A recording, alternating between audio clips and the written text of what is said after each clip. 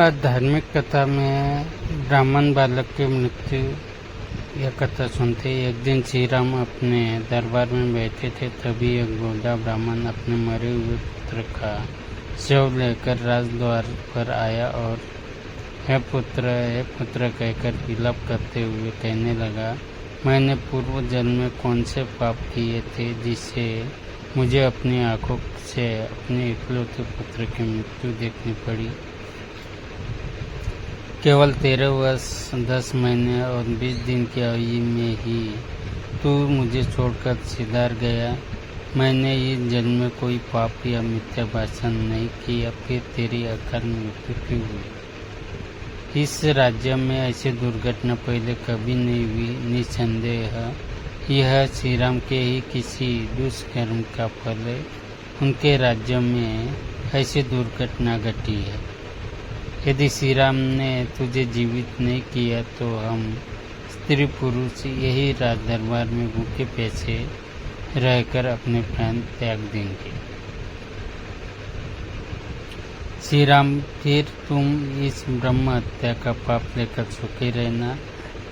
राजा के दोष से जब प्रजा का विधिवत पालन नहीं होता तभी प्रजा को ऐसी विपत्तियों का सामना करना पड़ता है। इससे स्पष्ट है कि राज्य से ही कोई अपराध हुआ है। इस प्रकार की बातें करता हुआ वह विलाप करने लगा। जब श्री रामचंद्र जी इस विषय पर मनन कर रहे थे तभी वशिष्ठ जी आज ऋषि मुनियों के साथ दरबार में पधारे।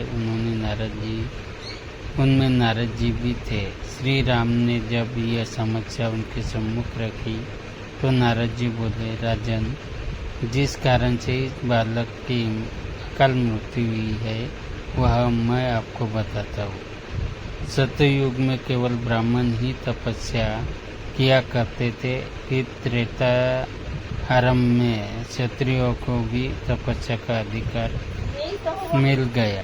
अन्य वर्णों का तपस्या में रत होना अधर्म है। यह राजन, नीचे ही आपके राज्य में कोई शूद्र वर्ण का मनुष्य तपस्या कर रहा है, उसी से इस बालक की मृत्यु हुई है। इसीलिए आप खोज कराइए कि आपके राज्य में कोई व्यक्ति कर्तव्यों की सीमा का उल्लंघन तो नहीं कर रहा है। इस बीच ब्राह्मण के इस बालक को सुरक्षित रखने की व्यवस्था कराइए।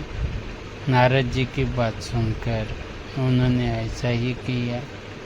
एक और सेवकों को इस बात का पता लगाने के लिए भेजा कि कोई अवांछित व्यक्ति ऐसा कार्य तो नहीं कर रहा है जो उसे नहीं करना चाहिए।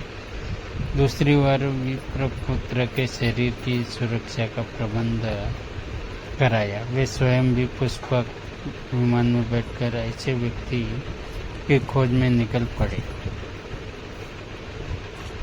पुष्पक उन्हें दक्षिण दिशा में स्थित सेवाल पर्वत पर बने एक सरोवर पर ले गया, जहाँ एक तपस्वी नीचे की ओर मुख करके उल्टा लटका हुआ भयंकर तपस्या कर रहा था।